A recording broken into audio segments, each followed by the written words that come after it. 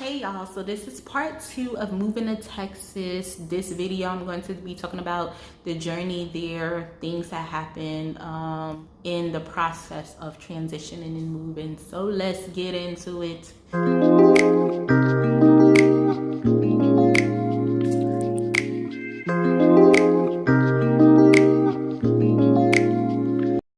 God told me I would be moving to Texas, right? That happened in August.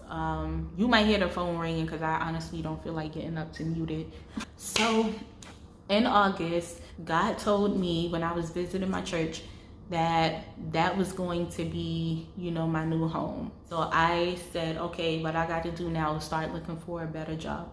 I need to look for a better opportunity, a better paying opportunity, and start saving money. Here's where God's favor came in. I applied to be a teacher, something I've done many times before, but was always disqualified for whatever reason. Even with my years of experience working with children, I applied so many times for years to try to be a teacher.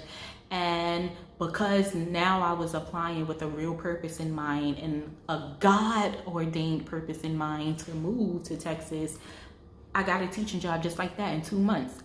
And I was trying to apply to be a teacher for years. 3 months later, in January, I go on this fast, right? I went on a 2-week fast just on my own, and then my church did a 3-week fast. So I was fasting like all January. And that month, oh my gosh, I changed that fast. I was a completely different person just in a matter of like 5 weeks. Like, no cap, I never changed so fast before. I learned something about God that I never truly understood, and I couldn't believe that it took that long for me to understand it. So I done learned about God. I changed, and I started hearing God's voice more clearly. The very next month, February, after that fast, God told me I'd be moving in August. Showed me that in a dream. Can't remember what the dream was because I was disobedient and I didn't write the dream down right away like I was supposed to. And then I think that's my consequence, not remembering. The way that I woke up, I will never forget it. I woke up screaming and I kept saying, oh my God, oh my God. I was screaming. I woke up at like 3 in the morning screaming, saying, oh my gosh, like, that's it. That's it. August is it. August is when I move. And I was like literally 3 in the morning screaming it. And I had to control my voice because I didn't want to wake anyone up. So yes, that happened. Let me start saving money so I can have at least like 6 months of rent paid while I'm in Houston looking for work. So I start saving money in March, the very next month. So I wasn't saving money for long, which means I ain't really had nothing. And so in March, God was like, I'm the one that got you covered when you go to Houston. Like, I got you. Spend that money on what you really need right now. And that's when I decided to stop saving for the trip and just apply for a job and like hope for the best. In May, I started applying for a lot of places. By June, I had heard back from one job. I was hoping that God's favor with this job would be that the interview would be virtual, that they would help with relocation assistance, and that I would hear from them within like 2 days or something like that. It started to look bad because none of what I asked God for came true. That's when I learned God wants to do things his way, and he wants to help us how he wants to help us. We be wanting God to help us how we want him to help us, and he's God and he do whatever he want, how he chooses. What ended up happening was, nope, it took a couple of days to hear back from them, not in 2 days. The interview was in person, it was not virtual. I had to fly out for the interview, and no, they did not offer relocation packages. I had to do this move all on my own financially. I started questioning if I really should like go to the interview or not, because I really didn't have the money to just be going on another trip like that. But then God started showing me these signs like, yes, go to the interview. That could make the video longer going through the specific signs, but God pretty much gave me signs saying yes to go to this interview. And I thought about it and it made sense. So between the signs that he gave me and how I processed and analyzed everything pointed to go to this interview. He gave me the sign of an airplane. I kept hearing airplane noises that I never ever heard the 2.5 years that I was living in Queens, never heard these airplane noises ever from my bedroom window. All of a sudden, I was hearing them, and I was asking God to do specific things to confirm that that was him telling me to go. And the exact things that I asked God, he did. The morning of the interview, this is where it got a little crazy. I got an email saying that the interview was canceled. I got an email from the recruiter, and instead of me going crazy and almost wanting to panic like I thought, because I'm like, I flew all the way out here, like they about to get a pop-up because they gonna do this interview, right? And so I was like, all right, before I lose it, like before I even allow myself to get nervous and stuff like that and worried, let me go pray.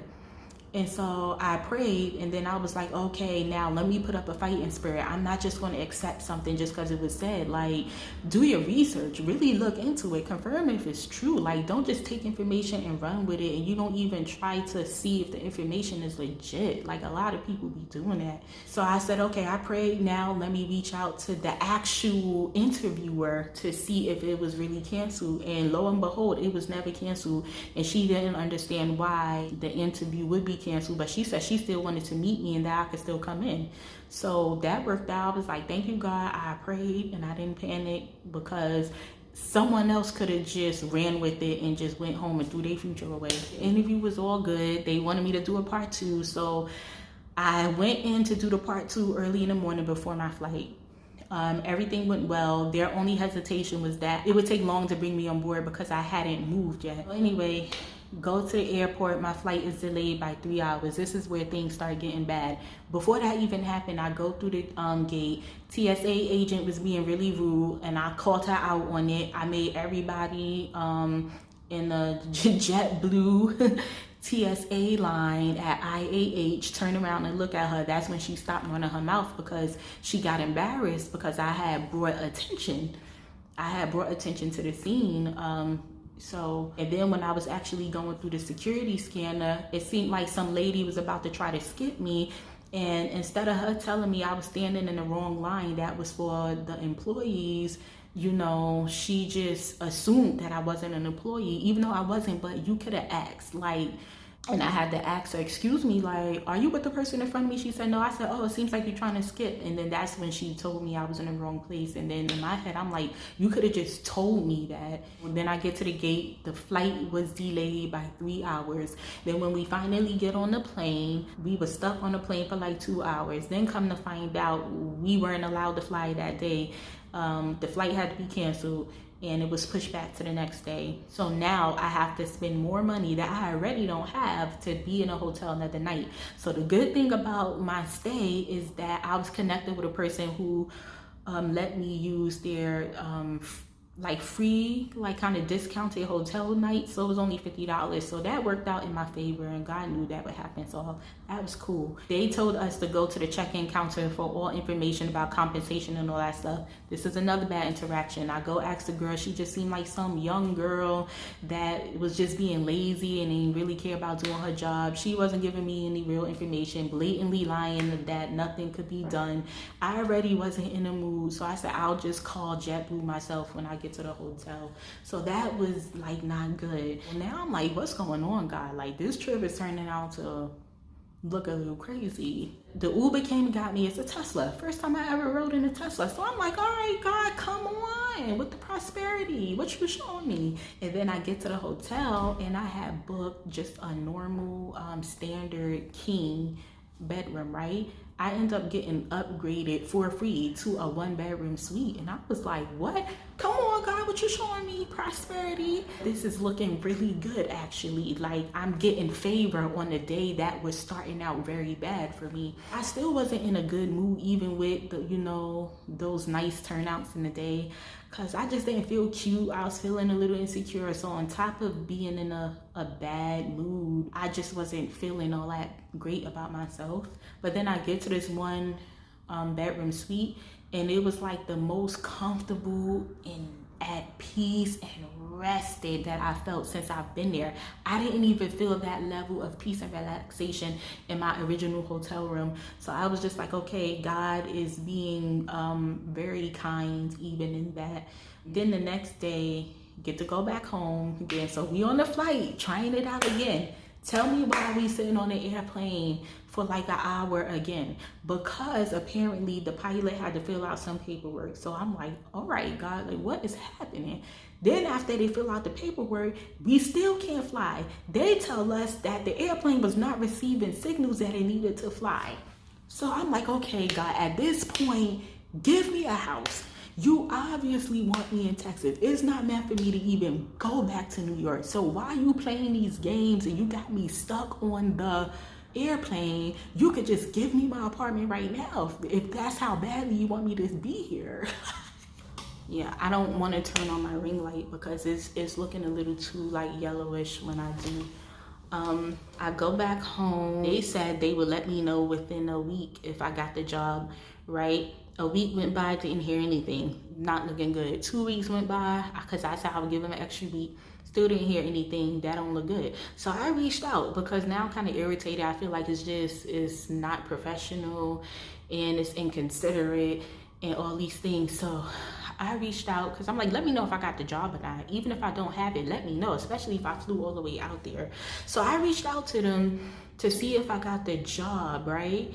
And they responded back the next day. They told me that I had the job, like they wanted me to come on board and everything. So now I'm like, I'm feeling iffy. So I'm feeling like, okay, I can't even really celebrate like that because it feels like I'm getting some kind of secondhand job offer. It's weird. Now it was hard because it was a bad like onboarding experience. It was poor communication. They was taking forever to send me documents. They literally didn't send me background check information until the week that I was moving. Like it just wasn't looking good with this job. And after a while I was like, yo, I don't even want to work here anymore, low key. I was just turned off. But now getting to the apartment part of it, and that very upgraded hotel suite that I got, that's when I found the apartment. And I came across this apartment that was nearby the job.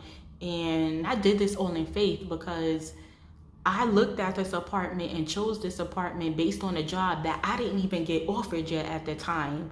But I guess I'm moving in faith. I was feeling like, yeah, I think I'm gonna get this job. I moved in faith. I said, I'm gonna go for this building because I feel like I'm gonna get this job. I inquired with that building, you know, went through the whole process and everything. They emailed me, right, saying that I was approved. In due time, I started preparing to transition. I'm on social media, just living my life regular, not mentioning to anyone like publicly that I was about to move. Only my close friends and family knew that. You know, just the mental and emotional things that I was dealing with. I had to move so fast because by the time I had got approved and everything, my lease was for 3 weeks out. So I had to do everything quickly. I was excited, but then I had my days where I was like sad and was like, I actually don't want this to happen anymore. Some days I was ready to like give up because of the roadblocks that kept happening. And one day I got so frustrated with God and I just yelled. I was like, God, I don't care anymore. And I was a little sassy, but out of hurt and faith. It was faith talk. I was like, God, I'm so sick of this. Like these things getting in the way. I'm trying to go. I'm trying to be obedient and these things are happening and they not allowing me to just go, you know, smoothly. And then listen, like you the one that want to get me there. I'm not hearing back from this job. My current job taking forever to give me what I need for the apartment. They holding me up. This is annoying, God, and I'm trying to look for a better pay than the job that I got offered out there. I don't qualify nothing. I said, God, nothing is coming through for me. I'm done. I said, I'm gonna act like I'm not even moving and I'm gonna just keep living my life in New York as always. And I don't want to hear nothing about Houston. I'm only dealing with Houston if something is to come up. Other than that, I'm gonna act like it's not even happening. You the one that want me to go, you get me there. You gotta get me there. I was so frustrated. And let me tell y'all something, when I did that, I felt happy because I was really about to start moving like I wasn't going anywhere. And that actually made me feel better because now I ain't have to deal with the grief of leaving New York. I felt so good when I got all that off my chest. And ironically, that's when the job told me that I got it. Not only that, I got an interview with another job. So I got offered a job and got a job interview offer with a different job. when I told God I was done and I'm leaving it up to you. And I think God was like, now you're ready. Now I'm ready to release everything to you, because that's what I wanted you to do. I wanted you to stop taking control and let me be God and make all the moves. And since you left it in my hands because you got frustrated and now you was truly gonna let me do what I need to do, now I'm gonna release what you need. And so that was just the emotional part of it, just like being really sad and grieving, you know, going to miss where I was living, miss my family, miss my friends, having to adjust to a new life, being out here without anybody, struggling financially, not having a car, and knowing that this is a driving city. It was so much to sacrifice, and it was so much faith to have for this move, but I did the move, and here I am. Right? Yeah, 2 more videos coming. 1 video, me talking about all the signs that God was showing me that it would be a summertime move. And it's going to be another part, the final part, which is going to be me talking about what happened once I actually got here. Thank you for listening. I will see y'all in the next video.